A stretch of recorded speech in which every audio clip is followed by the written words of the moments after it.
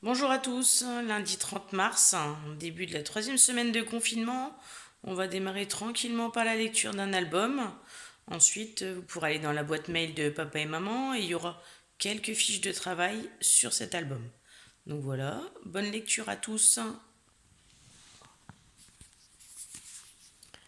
Donc ce sont toujours des poussins, c'est toujours de Claude Ponty et ça s'appelle Blaise et le château d'Anne Iversaire.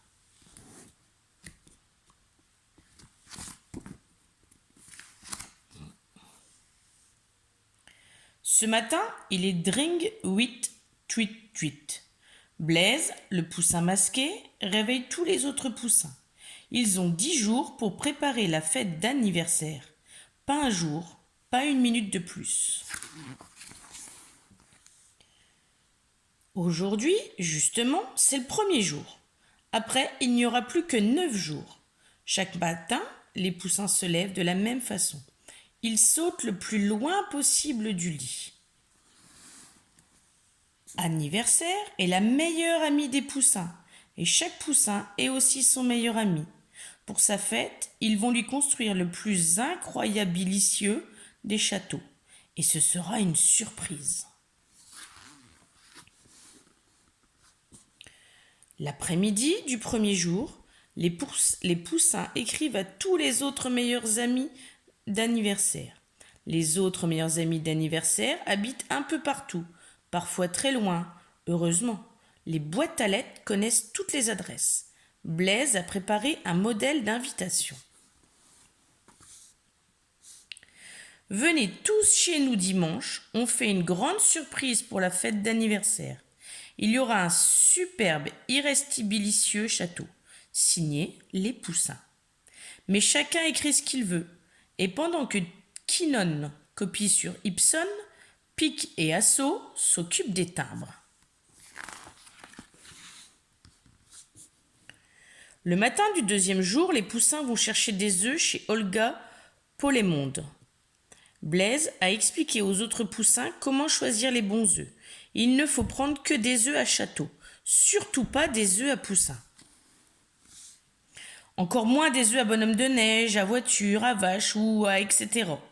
Sinon, à quoi ressemblerait le château d'anniversaire? À rien. À rien qu'on aurait envie de manger en tout cas. L'après-midi du deuxième jour, les poussins vont au pays des gros binets.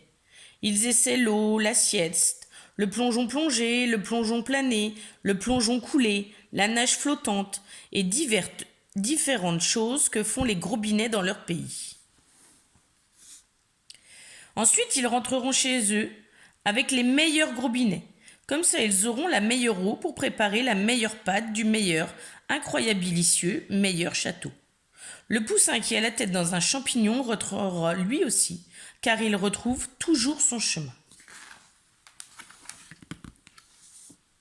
Au matin du troisième jour, les poussins vont chercher du lait au bord du lac Tessibon. Une fois qu'ils ont trouvé la grande vache immense, ils la traient. Avec le lait, les poussins prépareront les crèmes parfumées qui donneront son goût d'amande tendre et rose au château. Couché dans l'herbe verte, Blaise lit un livre sur Blaise pour voir si tout ce qu'on raconte sur lui est vrai. Et si par hasard il y a dedans la recette des pommes d'amour qui ferait très jolie sur les tables.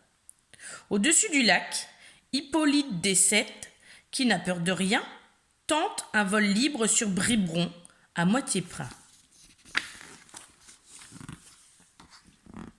L'après-midi du troisième jour, les poussins descendent dans la mine de chocolat.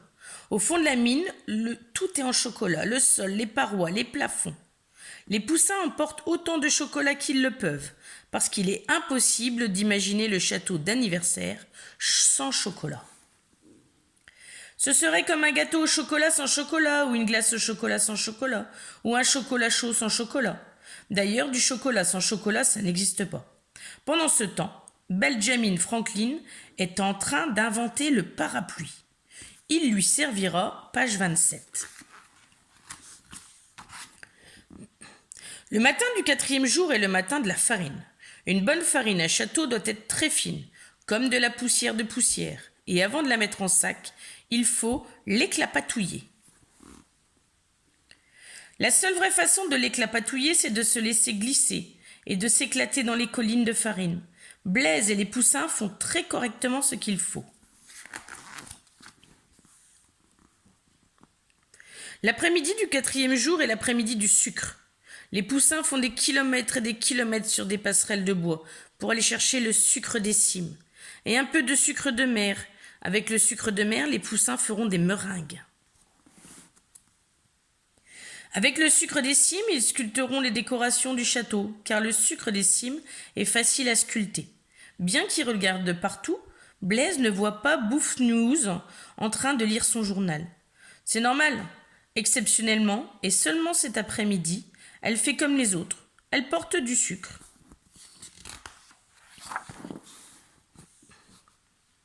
Le matin du 5e jour, les poussins cueillent des fruits. Tous les bons fruits délicieux, pleins de couleurs et de jus sucrés qu'ils trouvent. Les fruits sont les derniers ingrédients dont ils ont besoin.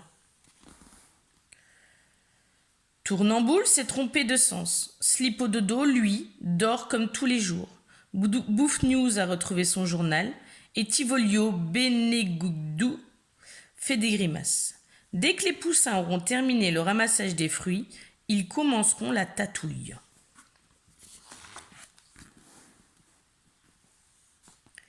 La tatouille, c'est l'après-midi du 5e jour.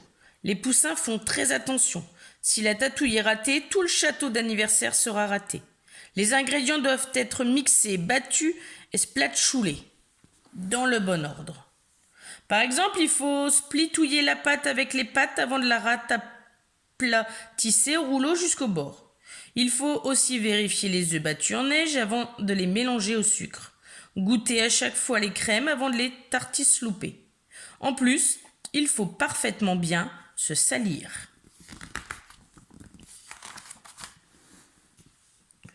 Le 6e jour, les poussins construisent des fours pour cuire la pâte à château. Le soir, ils vont se coucher. Et pendant qu'ils dorment, Blaise surveille la cuisson. Toute la nuit, le 7e jour, Blaise et les poussins ne font rien. Ils se reposent, tellement calmement qu'on ne les voit pas. Le matin du 8e jour, Blaise, le poussin masqué, réveille tous les autres poussins. Il est Dringer-Tweet-Tweet. Il ne reste que 2 jours pour terminer le château d'anniversaire. Pas un jour ni une minute de plus. Après, ce sera la fête. Les invités seront là et tout devra être prêt. Rien ne devra manquer. Mais avec les poussins, pas de souci. Tout ce qu'ils font, ils le font bien.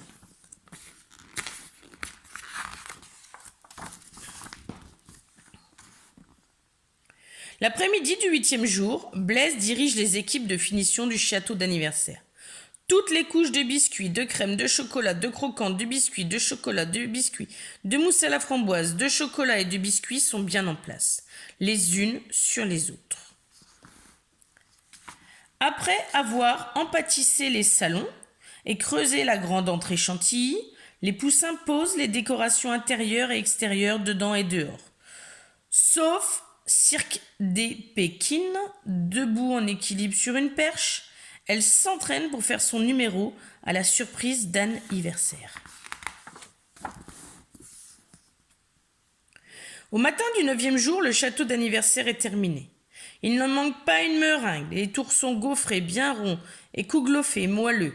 À part Métatane Scondi et Mété Couché qui discutent de quelque chose d'important, Blaise et tous les autres poussins sont encore dans leur maison. Ils regardent le château d'anniversaire par la fenêtre de derrière. C'est le grand moment de silence et d'admiration avant la visite de vérification. Toute la journée du 9e jour, après la vérification, les poussins admirent leur chef-d'œuvre. Ils sont particulièrement fiers de la grande salle des fêtes ronde avec ses lisses miroirs, ses éclairs et son parquet multitartre.